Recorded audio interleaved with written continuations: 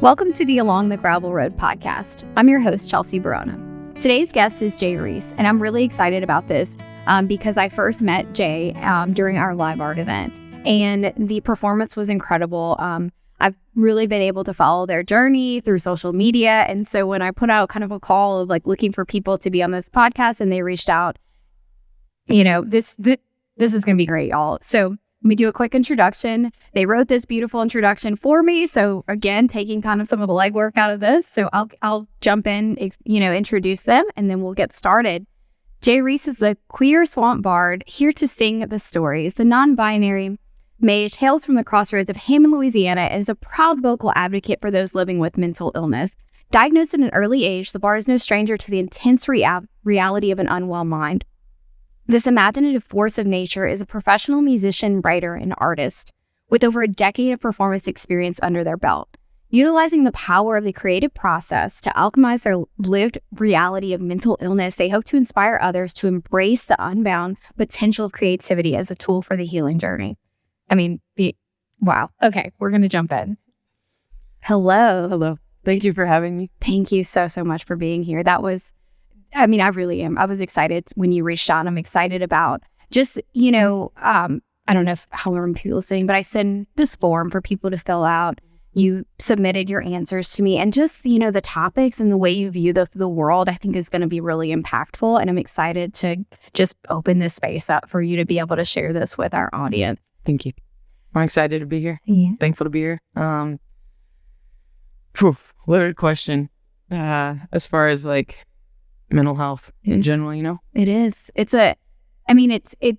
so interesting that it's like, what's your, I ask people like this, what's your mental health journey? But it's not what's your mental health journey, it's what's your life story, right? It's your path. Yeah, exactly. What is your journey, period? And it's funny, like Journey to Insight being the location, whenever you sent me that, I just started giggling. I was like, all right. It all connects. We're good. Does it?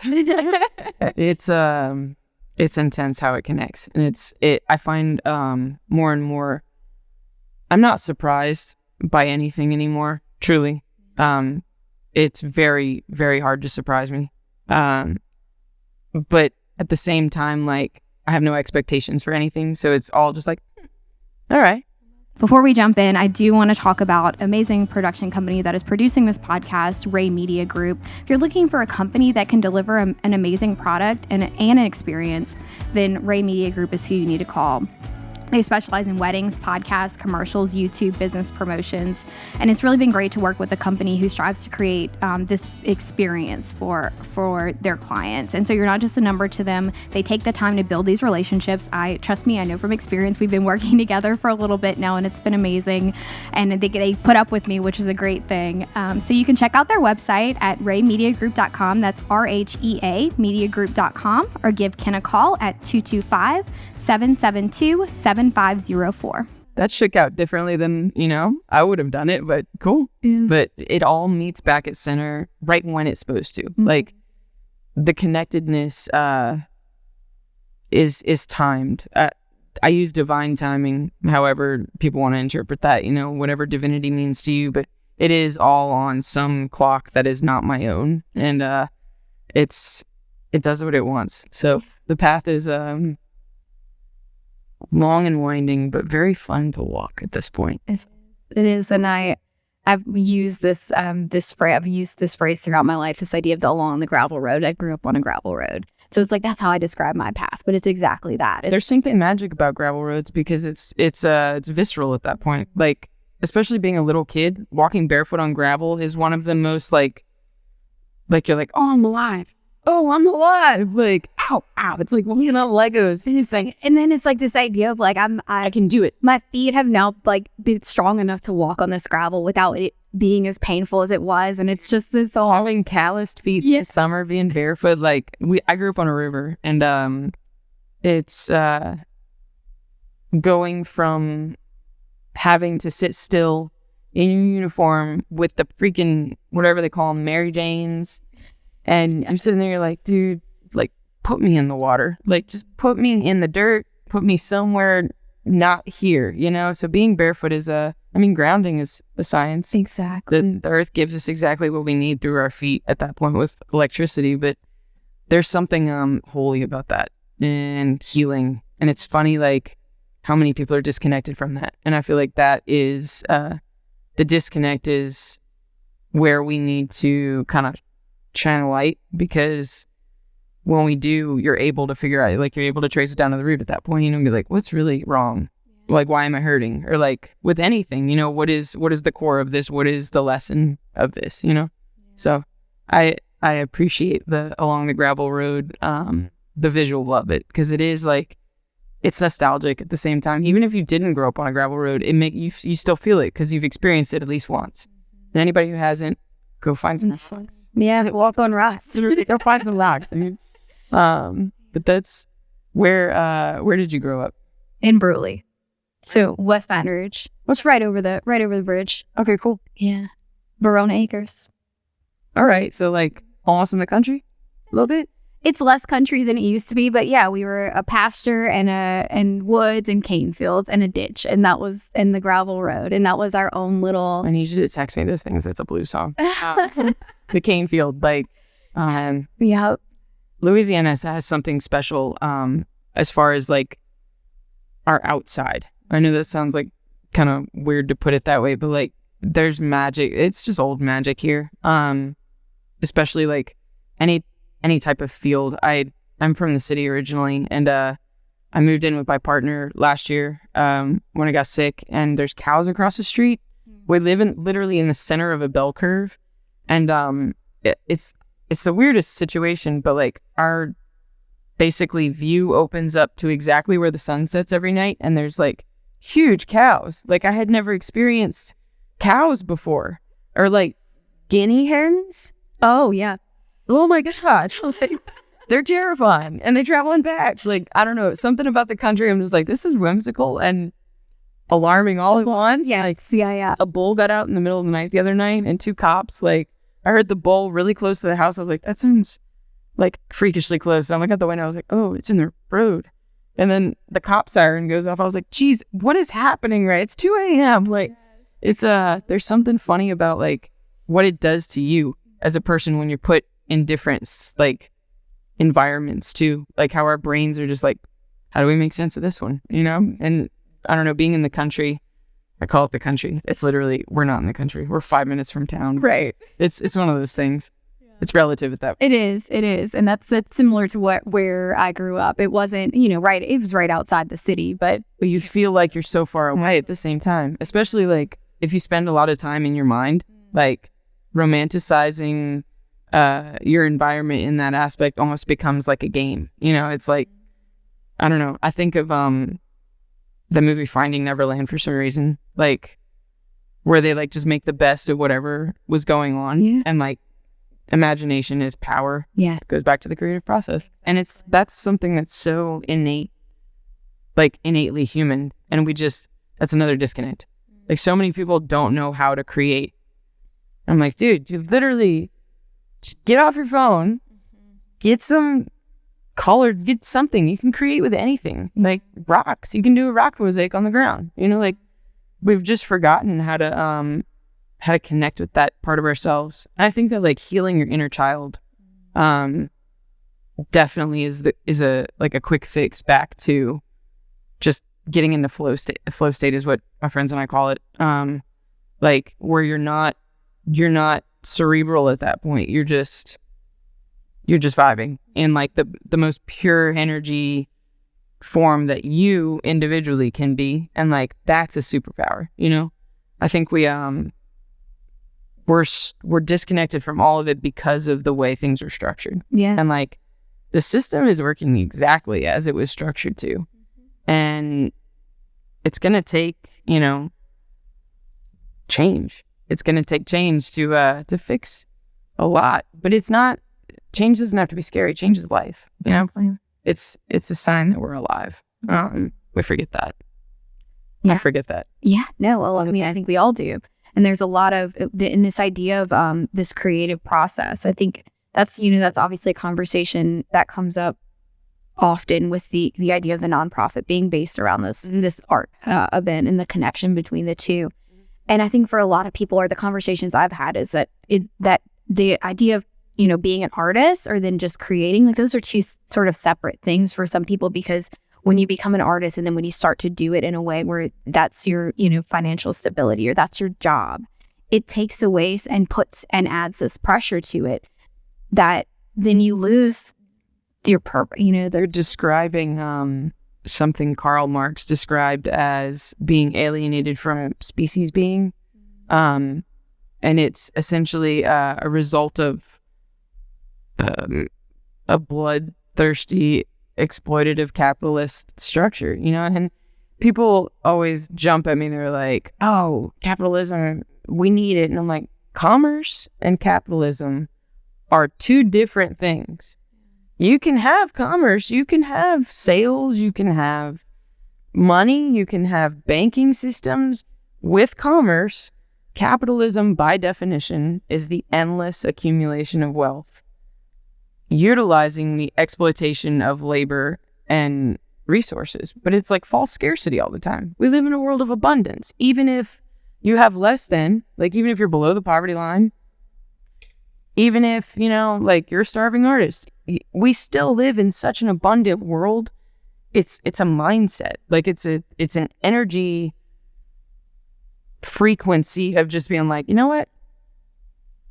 I have what I need. Like, when you say thank you for what you have becomes enough, you know? And I feel like gratitude, like, that's another freaking underutilized aspect of everything. Like, gratitude is the attitude of a happy heart. And if you don't have at least one thing to say thank you for, boy, you got homework to do. Like, a lot of homework, because there's always something to be thankful for, even like something goofy, you know? It's, that taps us back into being human. And like that, how you were describing, like the pressure that's applied, I literally will stare, and maybe that's why I don't post anything. Maybe I have like literally 50 different canvases that are sitting in my studio right now that are done, but I'm just like, girl, it drives her nuts. I swear to God, it gives her gray hair. It's just like, please just get it out of the house. I love you. You can create as much as you want. Just sell it. Just do something with it. But something, share it. And that's like, see, I need to rewire my understanding of selling versus sharing. The way you just said, just share it. I'm like, damn it. All right. Because the abundance comes when you just share, you know? It's wild. I've really been struggling with the idea of like being an artist versus just being a human who's creating, because the label of artist, like, it insinuates that like financial aspect of it. And I don't know. For me, it's never like, it's been how I didn't die my whole life. So like, it's just, you can't put a price on that, you know? Like, you can't put a price on whatever creative thing. And like, it could be anything, cooking, wood carving, you know, you could make wreaths, you could make candles, you could do anything that like taps you into flow state is the goal at that point. But that's the payment, in and of itself, because that's the gold that you're uncovering inside of you, you know? It definitely makes it bearable to function in the overarching soul crushing system that we're in, because everybody's tired, like, and nobody wants to say so. I'm like, we all collectively need a nap and a snack, damn it. Like, come on, what's wrong? Like, I don't know. I don't leave the house anymore. It's very rare, and every time I do, I'm reminded, I'm like, this is why, because it's quiet, you know? It's taken me a long time to cultivate this level of peace and ease, and to go out into such a chaotic world that it's like a toddler having a tantrum, and you're like, you can just look at them and you're like waiting for them to crash, because you can see the redness in their eyes. They're fighting sleep, and you're just like, dude, rest. Give in, Sister Josie. A nun yesterday at a show literally told me, you have to rest to find your peace so you can do the work you're supposed to do. I'm like, all right, step one, rest.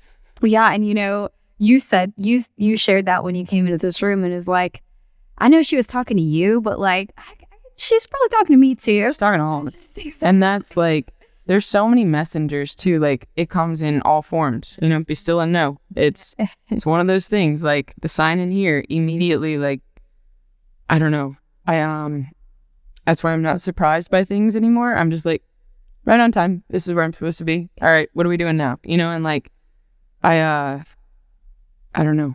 It's only through rest that you can get to that point of being like, okay, we're here. You check in to yourself through that, because my entire life before was running and flying.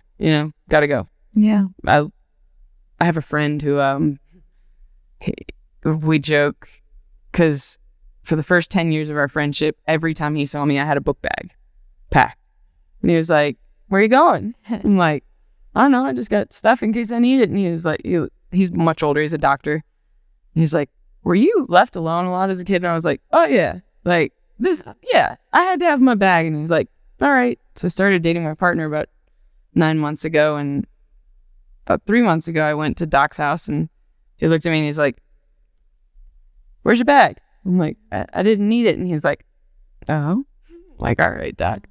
But it's one of those things, like, when you get to that point of being like, I'm okay, and it's like, that goes back to the inner child thing. Like, you have to, we're all cosmic toddlers, and that's why we all need a nap and a snack, and we're just fighting sleep, because it's scary to do things differently. And like, for people who aren't experiencing, have never experienced depression or social anxiety or any of these things that keep you stuck, it's a wild, and like, I did not understand for most of my life, because I used drugs and alcohol to just mask, functioning. And like, I mean, from high school on, I was drunk, literally, like vodka in the water bottle kind of deal. I was that kid, and I got off the sauce September 1st. It'll be 4 years this September. So whatever that math is, 2019. And I would not have survived all of because when I stopped drinking, I stopped doing things that drained me in ways that, like, I didn't realize how much energy leaks out into any connection that doesn't fill your cup, or at least like generate some kind of circuit to where you're giving and receiving. Like, I didn't realize how many social connections, saying yes to things that I really didn't want to do, because then you spend the whole day, you're like dreading it. That takes away how many, like, we do not have the time we think we have. No. And you blink and it's gone. And I watch people all the time waste the gift that they're given. And I guess the same could be said from their perspective about me. Like, you sit in a garden in silence and watch birds. Like, what kind of day is that? And I'm like, very peaceful one. Like, sign me up for whatever day that is. Because like, the rest of it's just hollow noise. Like, it doesn't allow you to meet you, and you have to meet you in order to like fix shit. You have to do the work. And it's not work if you ease into it and like just slow down. Like, that was the first lesson in the sequence of chapters on the journey for our conversation's sake. The first one was slow down, because when you slow down, the slower you go, the more you can know. I wrote a kid's book about a little snail named Mo.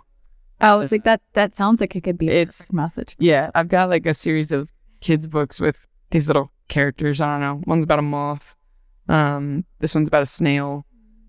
Slower you go, the more you can know. Go slow like Mo. And it's like this little snail that just does what it wants, kind of vibes in its own lane, and all the other bugs are like zipping around the garden like busy bees, worker ants, and Mo's just chilling, like the happiest little snail you'll ever meet, And it's funny what you notice when you slow down. It's funny how there's so much alive in the stillness. And it's only by slowing down that you access that. It's like, I don't know, have you ever gone outside and just like watched a bug for like 30 minutes, follow a bug?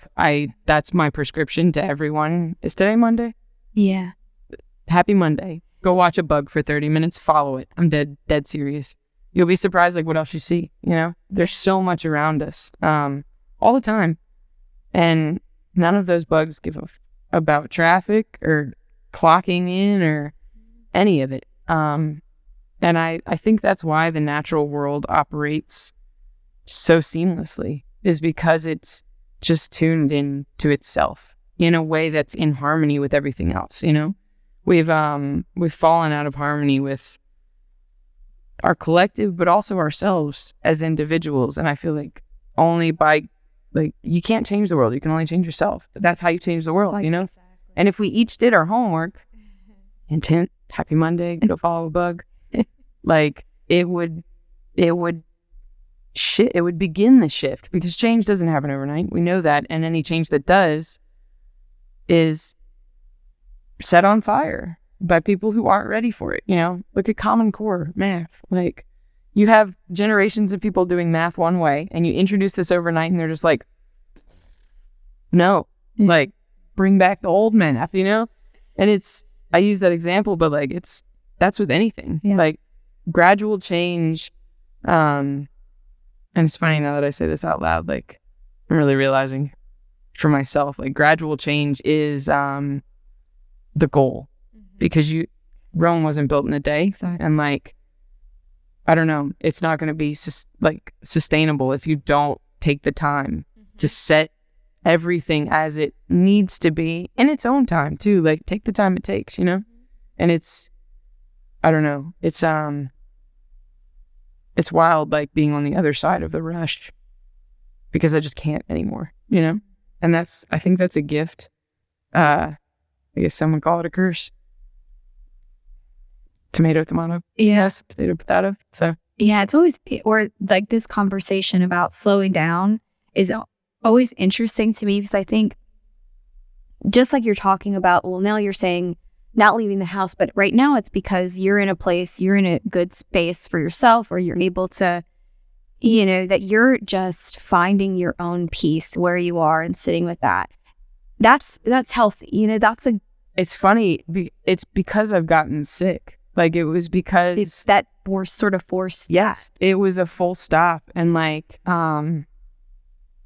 it's still like, I'm not through it. It's still, I'm in the thick of it. Me neither, Siri. I'm not sure I understand anything, damn it. But here we are. Like, we're on podcast, so we might understand a few things. Who knows? None of us do. That's hilarious. Thank you for that really well-timed interruption, Siri. I normally hate robots, but that was funny. Yeah, I went on tour last year. Hey y'all, Brandon Barker here with Barker Property Management and Commercial Real Estate. We use our knowledge and experience to offer a comprehensive plan and provide property management and commercial brokerage services across Louisiana. Our business was founded on the value of being responsive to our customers and protecting our clients' assets. We proudly support the You on a Loan project and the Long Gravel Road podcast.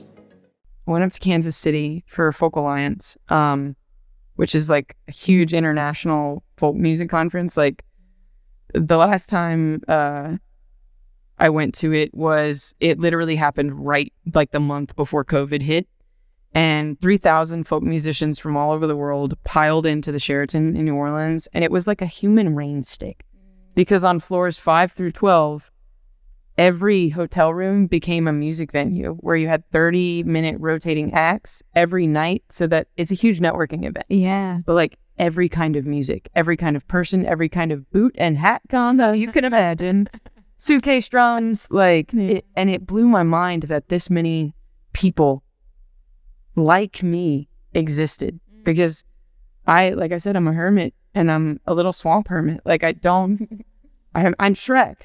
Like, I don't leave my swamp. And it's one of those things, like, damn, I'm not alone, you know? And it was such like it set me on fire in the best way, because I was like, holy cow. Like, there's so many people I can connect with in ways that I never anticipated creatively, you know, mentally, spiritually, emotionally, like, and I'm a very guarded person, believe it or not. Like, I had a friend who told me one time, she was like, I know you and I know how good you are, but I know nothing about you. And she was like, but I know you. And I'm like, she's like, is it because you know all about me? Is it because like I know you through you knowing me? And I was just like, I don't know. Is it? And she's like, stop it, Jen. Stop. That's too much. But it's one of those things, like, I feel like that's been a major thing that I've had to dissect as well over the past year. I had another friend on tour last year. If you don't know the musician Lily Lewis, do yourself a favor. A force of nature. Incredible vocalist, writer, lyricist, piano player. She's brilliant. And she took me under her wing years ago, and has fostered like songwriting specifically. But she told me, she's like, I want you at some point to take off the mask. And I was like, it's COVID. She's like, no, fool, come on. She's like, you perform all the time. You don't perform just when you have your guitar in your hands. You perform all the time to keep people away. And I was like, Jesus. All right. Well, okay. All right. I've got homework, you know, and like, I try to take what she tells me seriously. And it's been a minute since we've spoken because I've really been trying to like sift through what that means. Like, and combining those two statements, I'm like, okay, you know, who am I? You know, what am I? What am I about? What is my core? Like, what is my energy made of? And it's over the past year, finally experiencing a healthy relationship, like that allows you to bloom in ways that you had like directions I never anticipated. I'm a marshmallow. Like, I look real crunchy on the outside of the tattoos and like all black, but I cry like I literally cry all the time. My girlfriend will tell me she loves me and I'm like sitting at the piano and she's like, why'd you get quiet? I'm like, no reason. She's like, are you a marshmallow right now? I'm like, sorry.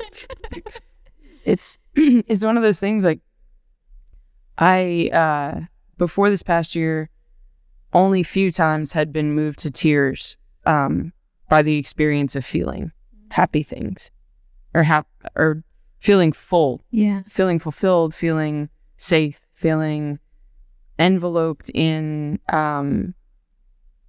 moments that allowed me to find myself, you know. And I have a few tricks that I guess like healing hacks. I don't know. There's like life hacks, but this could be a healing hack. Yeah. Hashtag, I'm patenting that. It's probably already made up. There's a lot of creative people in the world. But like healing hacks, one of them is called gentle names. I don't know if you've ever heard of that. My sponsor, I call her Monica. Her name's Monica. She's Dr. Monica Mansfield. She's the director of the Veterinary Medical Association in Massachusetts. Oh, wow. And she's in charge of the wellness because vets have the highest suicide rate. Yes. Because they work with patients that can't talk. You know, like it's a lot of intuition-based medicine, and that like second guessing yourself every step of the way. Like, we have conversations sometimes, and you know, she's got eons more experience as far as like life goes than I do, but like we take turns like kind of being like, hey, you're good, trust you're good, you know, like we're that kind of sounding board. We call it like bump, like we bump one another back onto the path, like little bumpers. But this practice of gentle names, I met Monica at Folk Alliance in New Orleans, and that was the first time she'd come to Louisiana, and we literally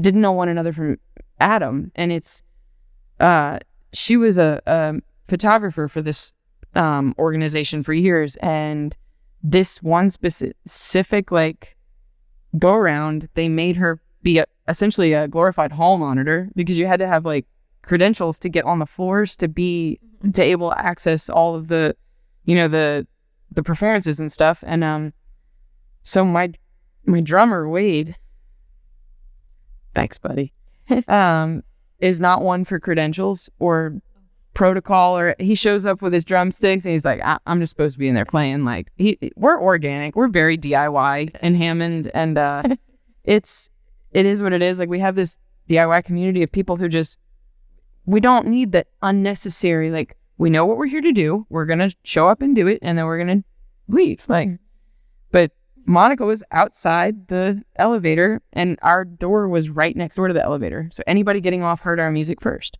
And so she jokingly said that week she was really bummed out about not being able to be a photographer. She was like, maybe there's just somebody here I'm supposed to meet.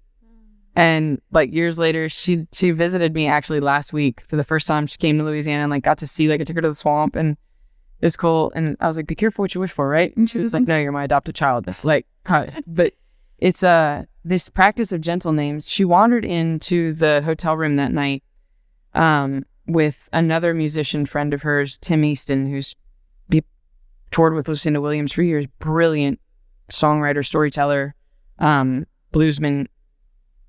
I've learned a lot from watching him perform, but they walked in and they sat down in the back and like we're just watching, and our friend group was just in there jamming. Like it was Hammond people, a few New Orleans friends, and like we were just sitting doing what we do like normally because there's nowhere for us to play in that small town. So we go to one another's living rooms or the porch or the yard. Like we would throw house concerts just because we wanted to play music, And so it's for the love of it at that point. It goes back to that artistry like aspect of the money. Yeah. Like follow what makes you feel good and abundance will find you. Like if you're in flow state, it will all work out.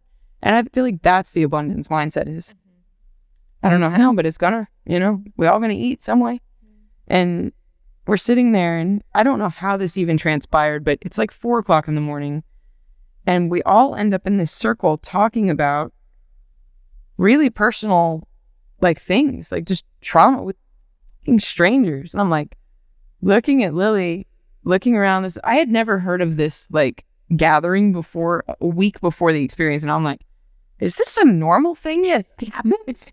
And Lily's looking at me like, no, this is not a normal thing. And I'm like, so I should be taking notes right now? Like, this is important. She's like, so gentle names, essentially, you name your inner child with whatever name feels safest to you.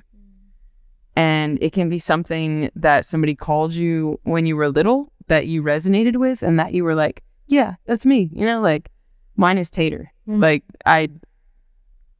when I was growing up, I had this elderly couple that lived next door that became like adopted grandparents, and my mom would pass me over the fence, and Nell called me her little sweet potato. She had a really thick country accent, so it was shortened to Tater. Yeah. And like Tater leads most of the time because if Jay's driving, I crash and burn because I get too caught up in everything, but like letting your inner child guide you, that we have to get back to that. Like we're all cosmic toddlers.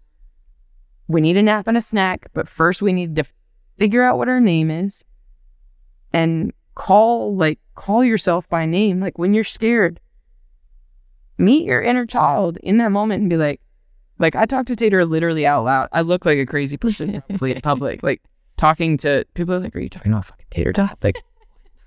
Like no, it's me from the past, but now it's fine. Let us be. Literally, like I feel like Lilo from Lilo and Stitch so often. Like where Cobra Bubbles walks in and she's shaking the spoons in the pickle jar. My friends need to be punished moment. Like I'm Lilo, but like everybody has a gentle name. And that night we went around and like everybody like out loud, like Monica's is Honey, mine's Tater.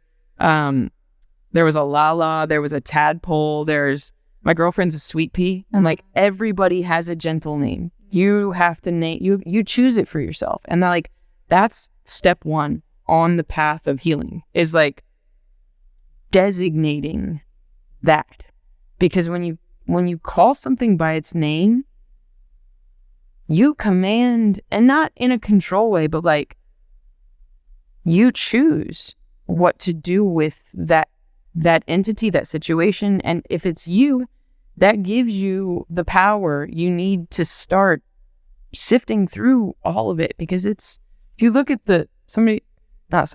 one of my mentors, the reason I went into sociology, Rebecca Hensley told me years ago, she was like, when you look at the big picture, the picture gets bigger. I'm like, oof. So what you're saying is, don't get my hopes up.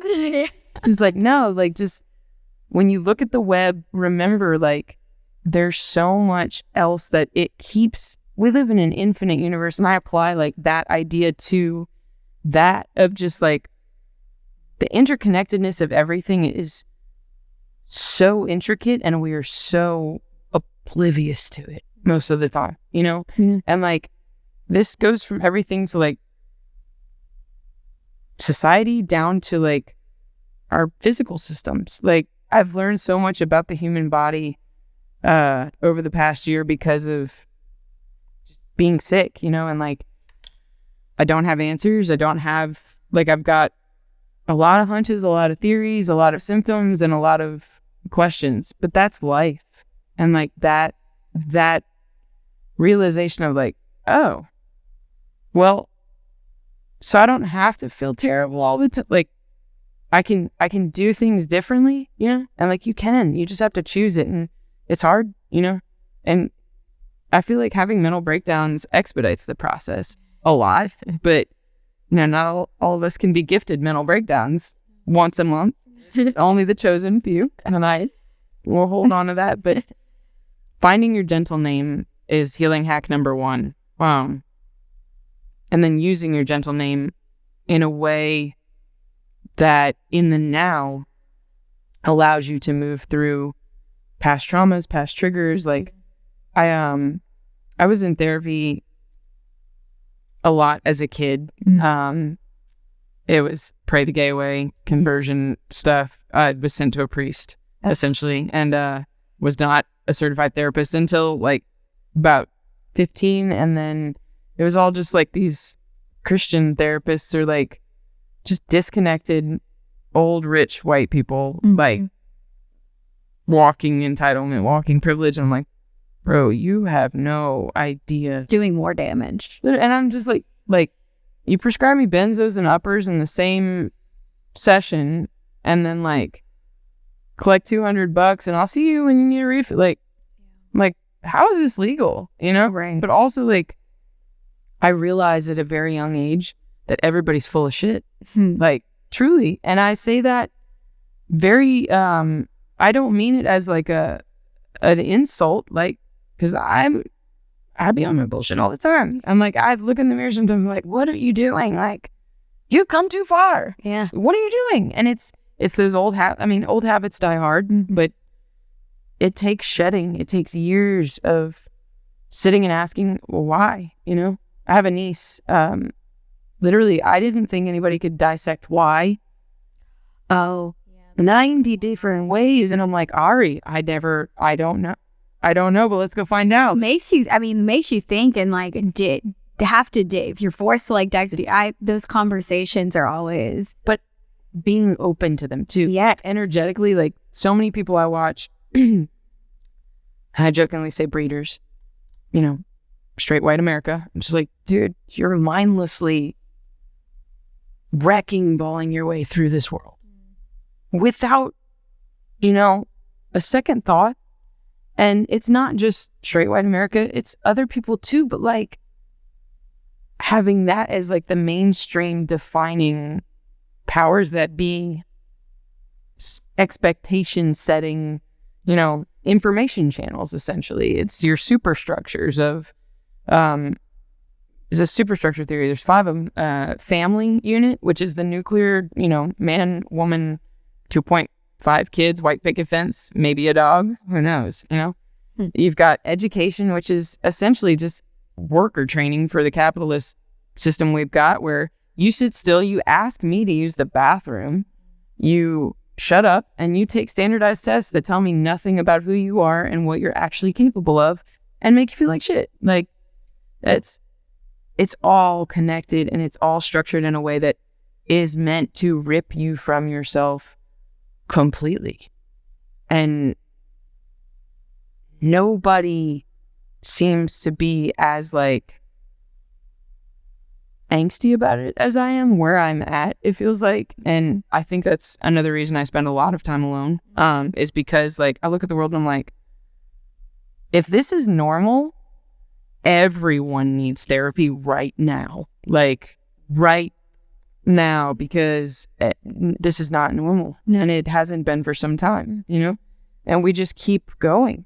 We just keep running with fire in both hands and our eyes closed through a cane field. Right. I know. And I think that's the thing. Like, is a lot of people, I don't think everyone is oblivious to it, you know? We don't know. We have no idea. And we don't know how to connect with one another about these feelings. And like, I think this is why I like resonate with what you do so much, because this is literally, I can't have a normal conversation. Like, truly, I can't. And my girlfriend and I were watching a movie the other night. And I said something about the symbolism with the characters, and she looks at me and she's like, what? And I was like, the fact that it's, you know, this character with like, it's a young, hopeful little black girl leading the way. It was the sea beast, sea dragons, I don't know, something about it was a pirate movie cartoon, but it was this little black girl who didn't want to kill the beasts anymore, and she wanted to befriend them. And this older John Smith, you know, Pocahontas type was like, I know what I'm doing. I'm a hunter. And she taught, like, he sat back and the art of listening, not to respond, but to understand. That's a superpower. And like, that also applies to the inner child thing. Like, you have to deeply listen. You have to get quiet enough with yourself to be able to hear that little voice saying, I don't feel good right now. Okay, Tater, what's up? What doesn't feel good?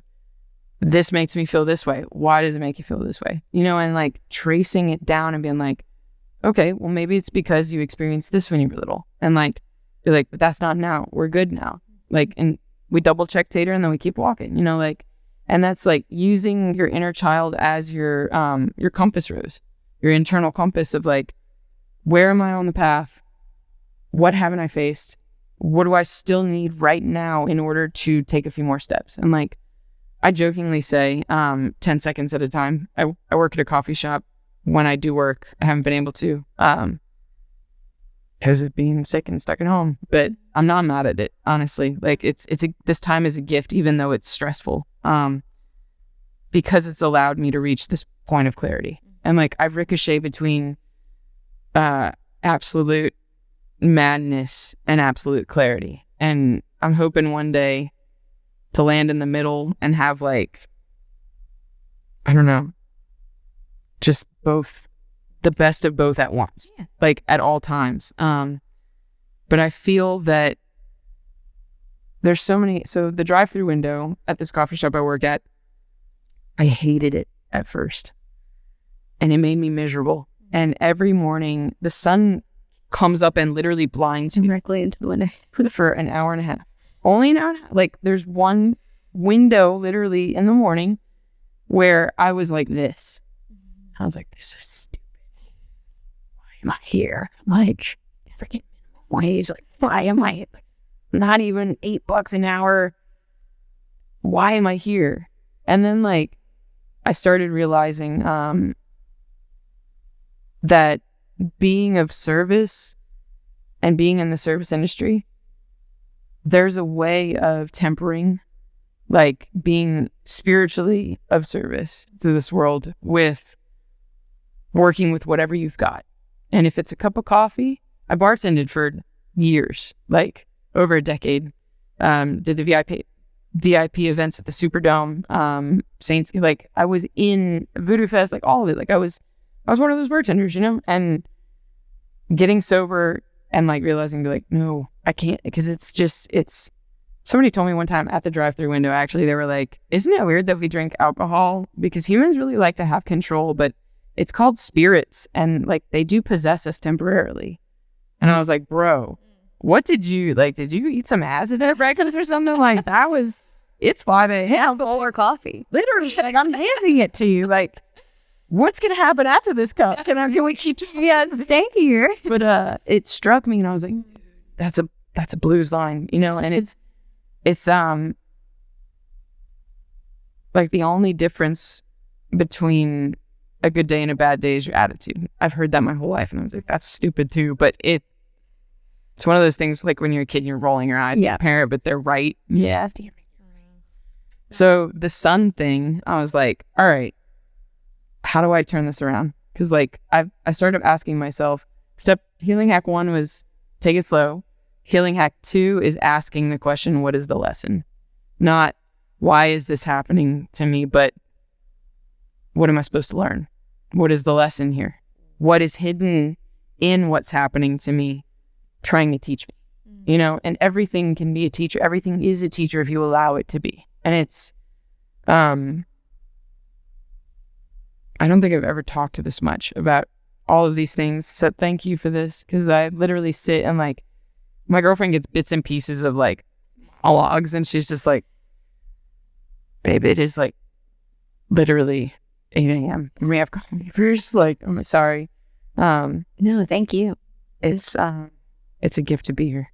That asking what is the lesson. When I got sober, I had mentioned earlier my spiritual advisor. I was working in a smoke shop and never seen this person a day in my life. He and his husband walk in and they're checking out the incense, and he sniffs an incense stick and then like looks up as if somebody like said his name, and turns around and looks at me. And I was just reading a book at the counter, and he's like, there you are. I was just like, oh boy, what? And so like he talked to me as if he had known me his whole life, and he slides a card across the counter and he's like, you should come for tea. And I was like, are you gonna axe murder me? Like, what? He's like, we live in Magnolia, Mississippi, at the crossroads, across the street from a Baptist preacher. And I was like, okay, I'm intrigued. My curiosity always gets the best of me. And like, I drove an hour by myself to a stranger's house with my guitar and my little pocket knife. Like, I was like, you know what? Go. Like, something inside just said, do it. Show up. Just show up. That's healing hack number 3. Just show up. You don't have to be put together. If you show up, that's enough. That's your energetic yes to the universe to allow whatever you need to access or whatever needs to access you to happen.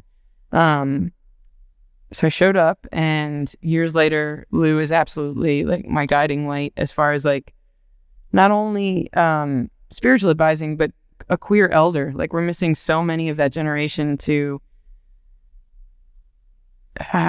the AIDS epidemic, lack of, government support, lack of family support, lack of everything for the queer community. But Lou is really something special, and I'm fortunate that our paths, I say crossed, but he's like, I just had to pick you up on the way. I'm like, yeah, you did. But Lou taught me to ask, what is the lesson? And to ask people their story, because he named me the Bard.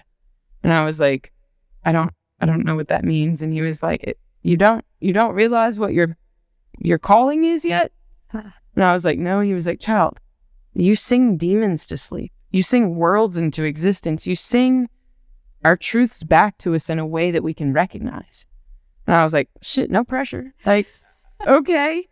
What? Like, fast forward a few years now, like, I'm so used to cutting straight to the point. Like, I was on tour last year. We stopped in this little town in nowhere, Arkansas, called Jasper. Never heard of it. They had signs about good root beer. So we stopped at this place called Buffalo River. I get out the car, pretty much wearing almost the exact same outfit, except just an all black shirt and my bandana. And there's a woman it's a scenic rest stop. It's like this beautiful, like, things like Colorado, like rushing clear river, mountain backdrop. But there's something so unsettling about the energy of this place. It is beautiful, but you get out and the hairs on the back of your neck stand up in a way that, like, I'm pretty in tune with,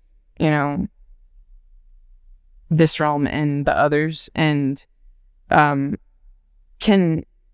temper my way through in a way that most people would probably not understand. But there was something about this place that kind of like stopped me, and this woman literally beelines for me.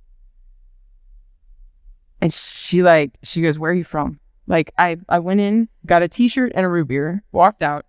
She had been watching me as I walked in, and she walked straight to me, and literally my drummer's in the car going, we have to perform tonight. Like, we have 6 hours to get there. Make it snappy. And I'm like, I just got to get the story. He's like, all right. And the night before, I shuffle a deck anytime I go anywhere. And this is part of the Gypsy Oracle deck. And so whatever card spits itself out, I tap it in my hat and I carry it with me until it falls out, or until an aha moment happens with somebody. And I'm like, this is for you. These cards are spread all over the world, Australia, all over Europe, America, South America. I had the frivolity card, which has a butterfly on it, a swallowtail, that had spit itself out the deck the night before when I went to go get a reading from Lou. And it spit itself out twice. And I was like, frivolity, what does that mean? And Lou, in perfect Lou fashion, says, "One must frivol, darling." And I was like, "Oh, frivol one bust." And it was like, yes. So like, that was like the running joke, is one must frivol. And what that means is like, walk your path knowing it's laid for you, knowing that whatever you bring was by design, not ours. And if you so choose to rise to the occasion, leap and the net will appear, And so the frivolity card was tucked in my hat. This woman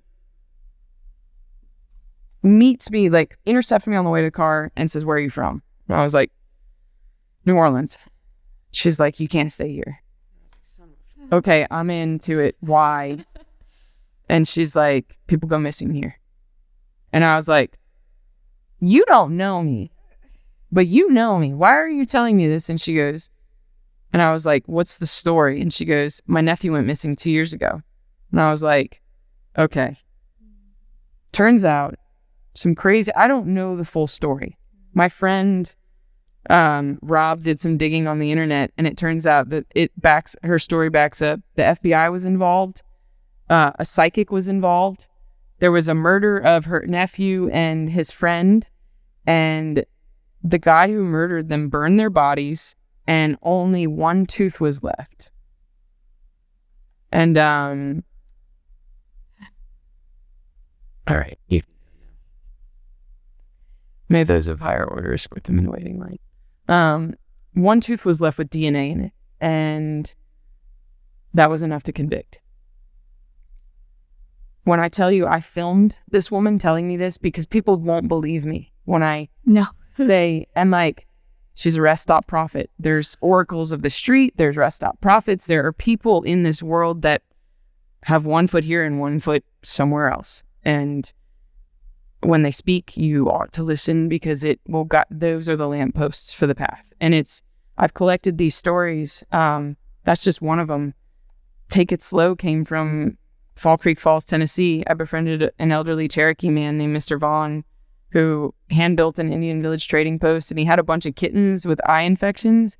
And when COVID first hit, I disappeared into the mountains for almost a month and just had to get away, and ended up, I get curious about things, like that child that I let Tater drive, and I'm just like, all right, Tater, where are we going? But I walked in, and this old Native American man just shook his head, and he's like, "Oh no, here comes trouble." I'm like, bro, I didn't even get in the door yet. Like, come on. But we FaceTime Monica, who diagnosed the cats, over FaceTime on a mountain, and the nearest Dollar General was 26 miles away.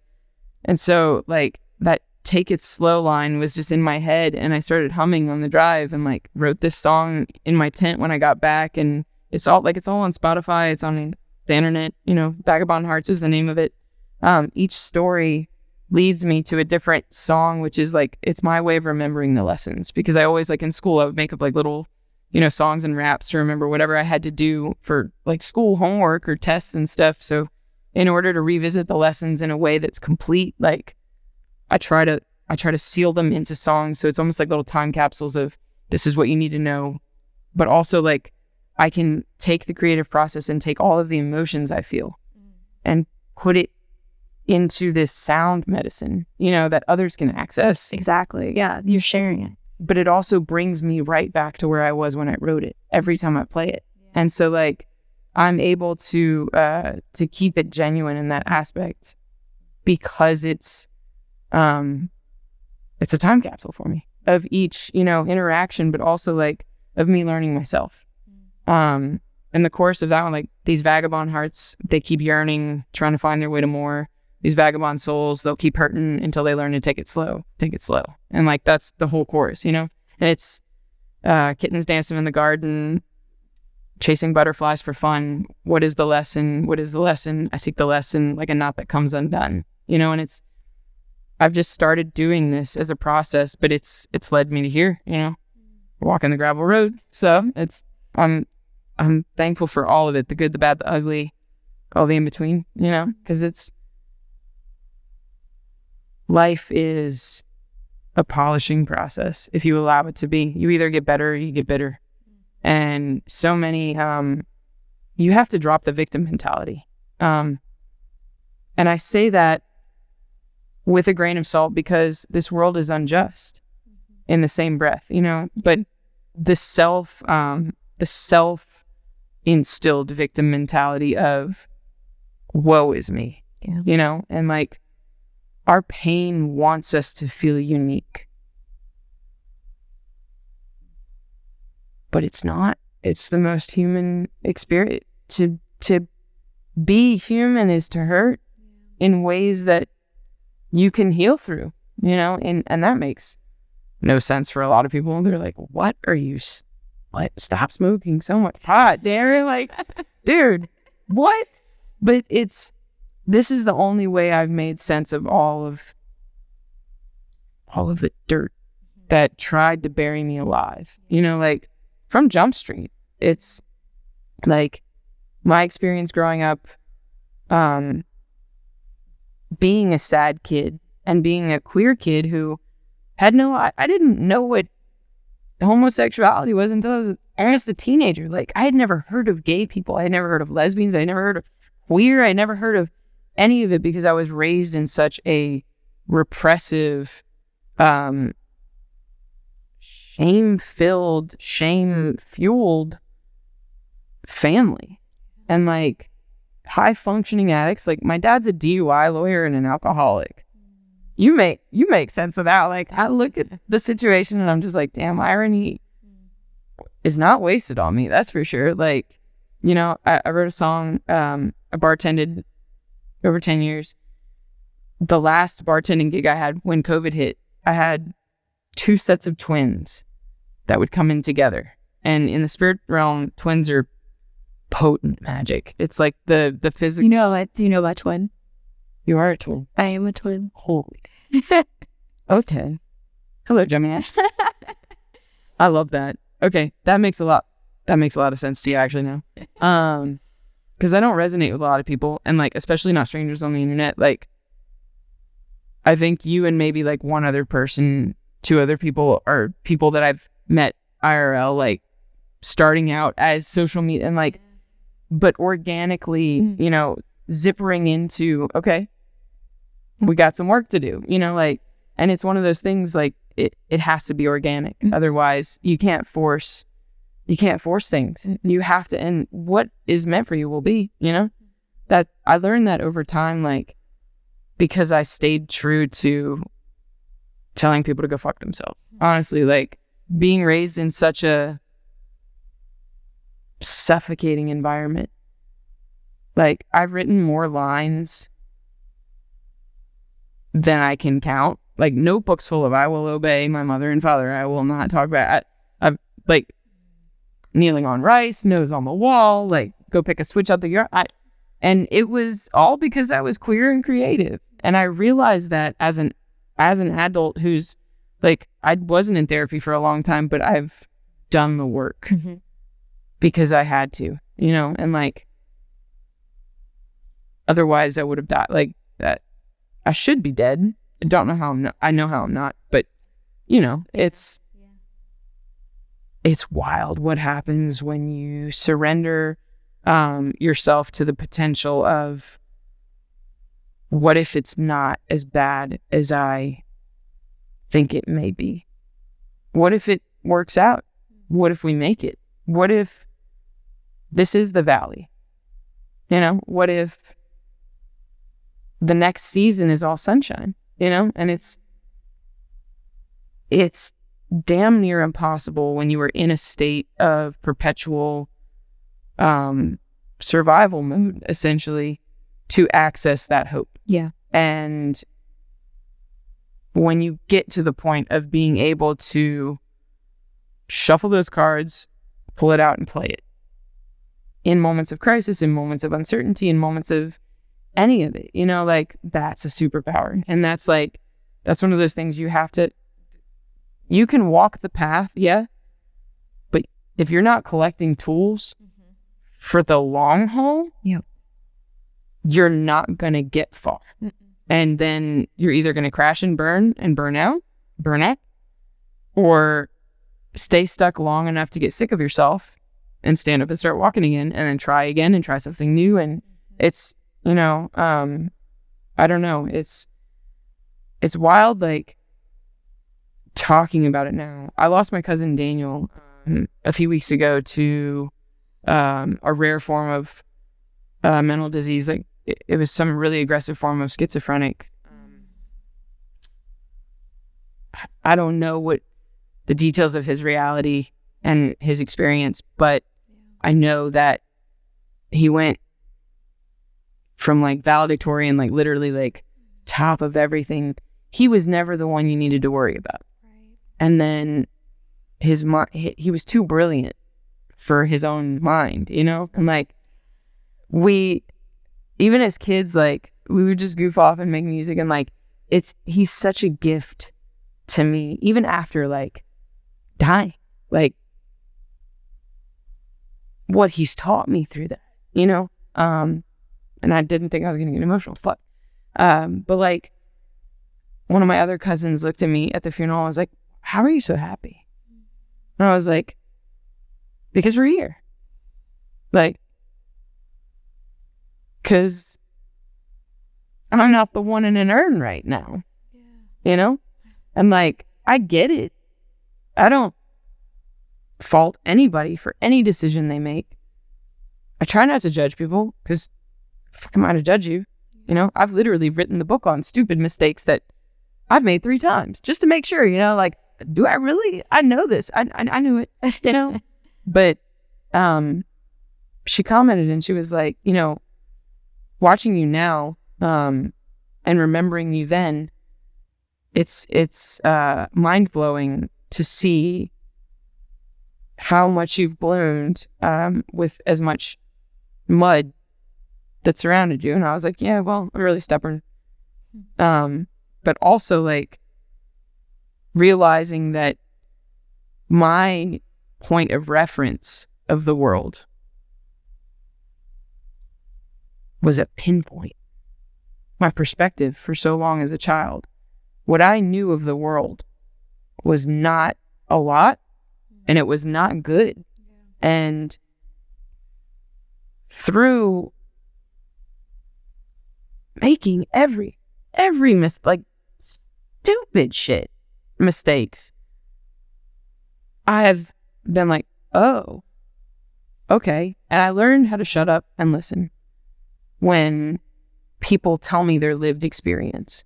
And I think that, like, there's a power in giving somebody the benefit of the doubt until they give you reason otherwise, but also, like, literally put yourself in someone's shoes when they tell you their story. And that goes back to the drive-through. I started viewing that window as a front row seat to the sunrise every morning. Instead of, I'm being blinded, why is this happening? I was like, ooh, pretty colors, you know? And like, the moment I decided that I was going to see it differently, the moment everything was in a different light. And it literally brought me, like, the woman I'm I plan on marrying. Like it's brought me so much good in ways that like keeps unfolding, you know? And it's, I ask people 2 questions when they come through. And all of my coworkers watch me like this. And I work with a bunch of young kids, like teenagers, and they're just like, Jay, what? And I'm like, it's not hard. You literally ask 2 questions and you have to you have to open up yourself energetically and listen. Otherwise it's not gonna vibe. If you show them that you're there, you look somebody in the eye, and I do this at the grocery store, anybody I come in contact with, how's your day? How's your day going? And like, people stop and soften immediately. And Angel, my girlfriend, literally like just sits there with a smirk now. And like, she started doing it too. And like, some of my friends, like, we've started just, how's your day going? You know? And people like, they don't, and if they tell you something sad, like, I had to follow it up with something hopeful.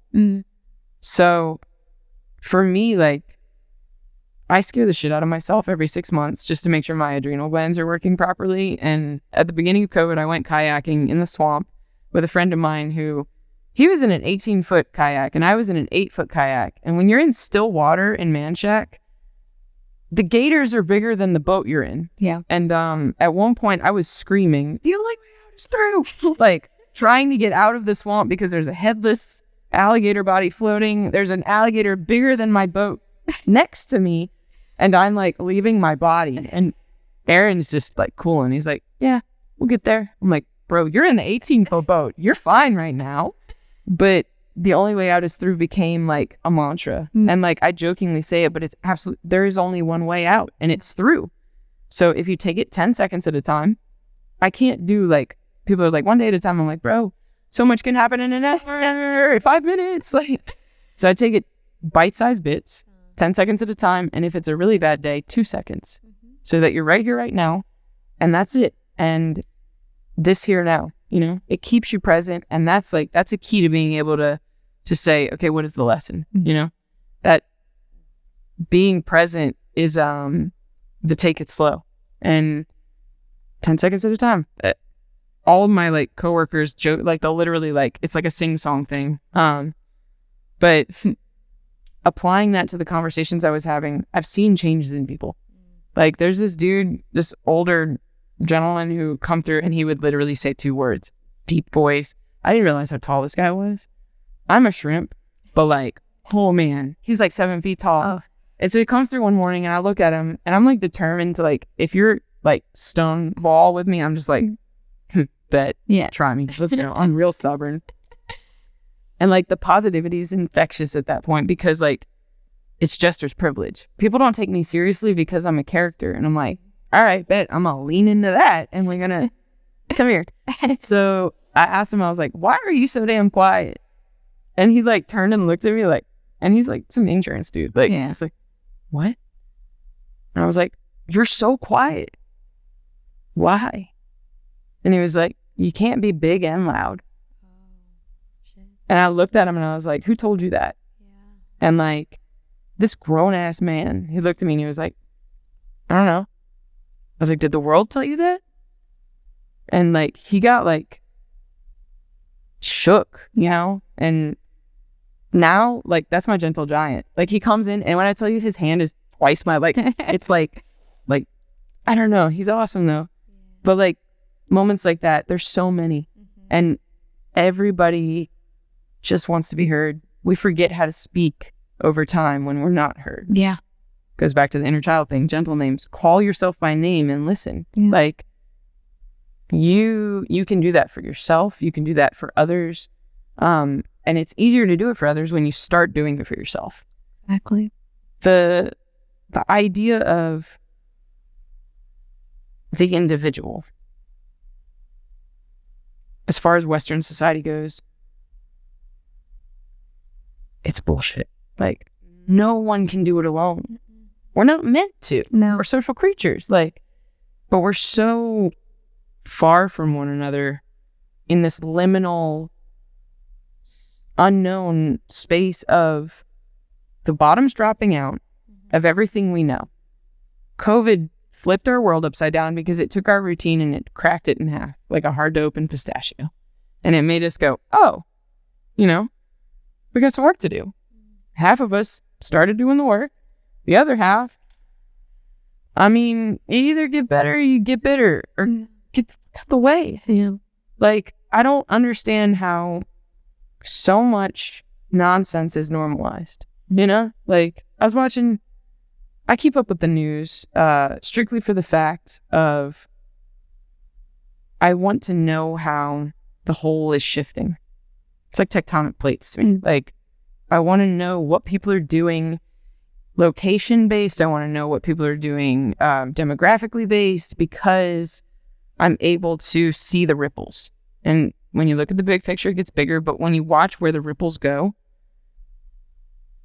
you can anticipate the wave and you can find your balance.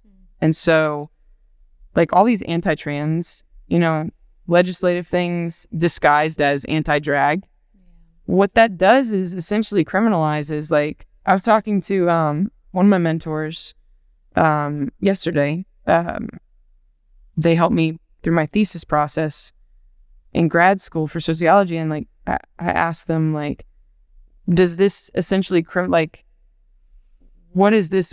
What is the slope of this? Like, here's the starting point. What is the end game? Because it's all, that's politics, blue, red, purple, whatever color it is. Like, I'm a humanist. Like, I want the heart of it. I want to be closer to the bone. I want us to meet that in ways that we haven't, in a lot. And I think that's why I spend so much time alone, because I can't have all of this happening mentally and, like, it sounds rude, but, like, keep up with just idle chatter, idle nothingness, idle noise as far as, like, society goes. But wondering, like,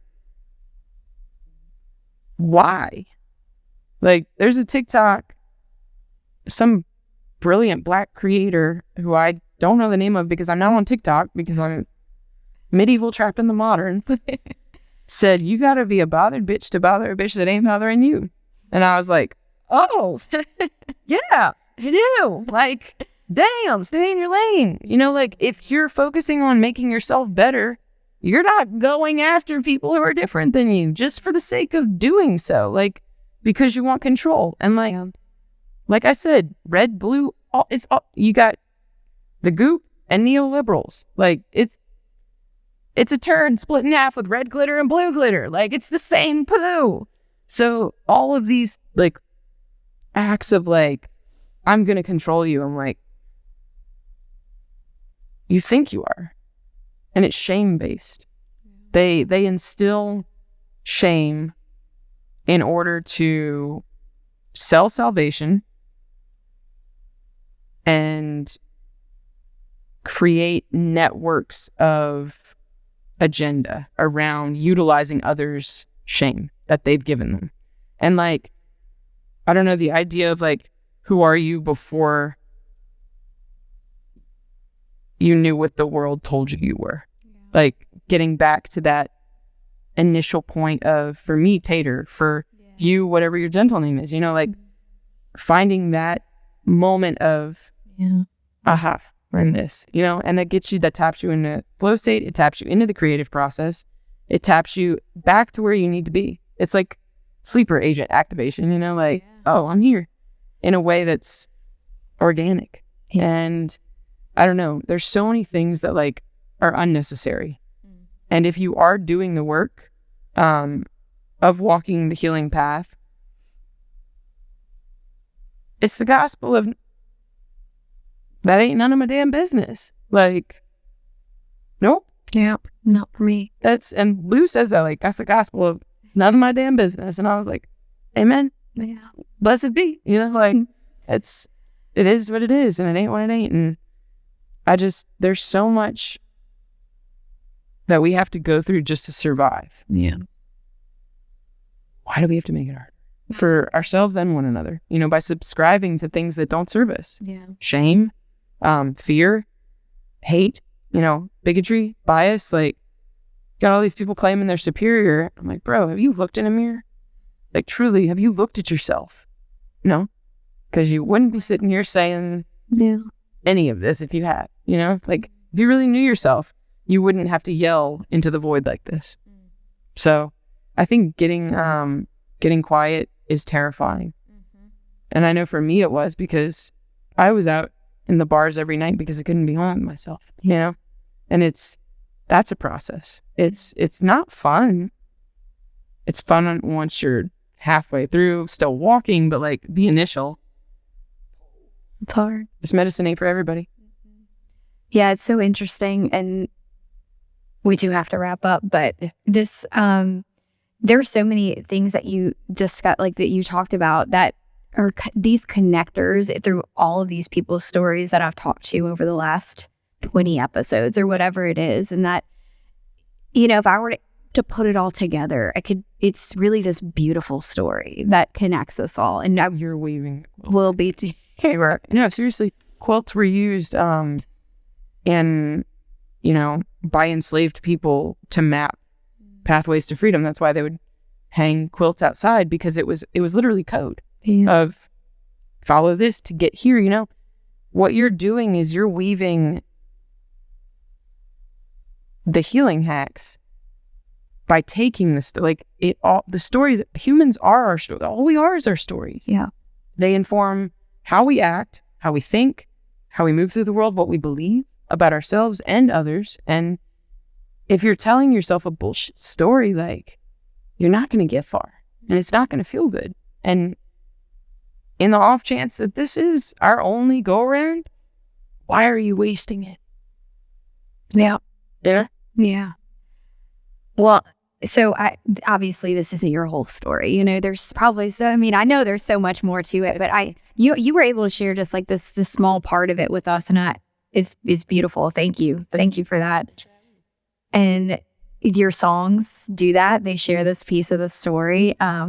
And so you can, Spotify, I'll share the website, all of that. And then you're going to share one with us too. So I think we're going to end on that. I don't need to do a goodbye or whatever. I'll do that now. Thank y'all. But we're going to end with a song. If you want to say the name of the song and then just go for it. Yeah. Bet. Thank you. All right, Rockville. Let's go. All right, so this is my song, Something to Hold You, and you can find it on the internet, Spotify, wherever you get your music. I'm a YouTube fan myself. So yeah.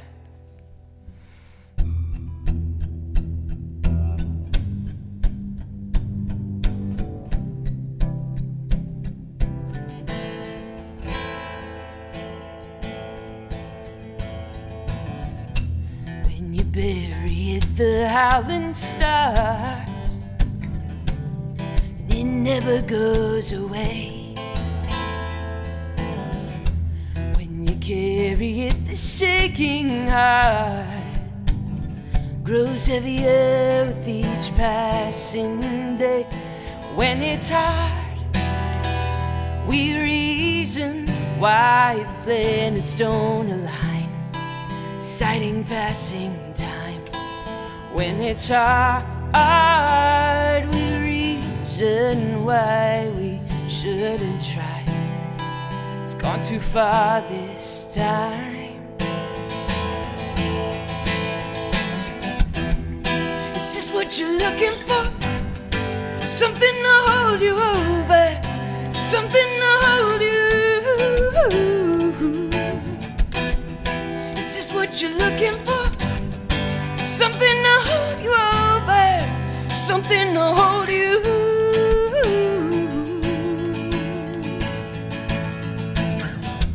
When we kill the time, the hours pass. These moments now expire. Looking for a reason it won't last. Steady looking for a ride. When it's hard, we reason why the planets don't align, citing passing time. When it's hard, we reason why we shouldn't try. It's gone too far this time.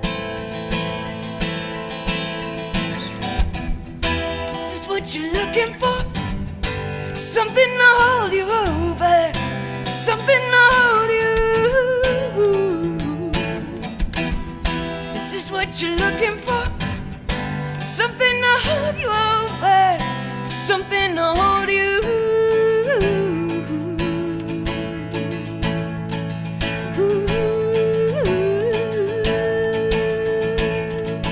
If I tell the truth, will it set me free from this reality? If I tell the truth, will I finally see what I'm meant to be?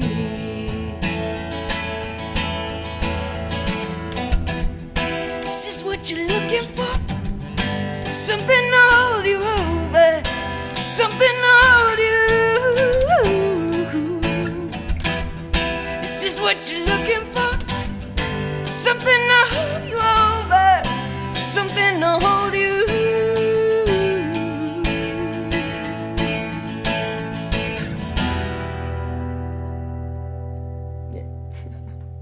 Something like that.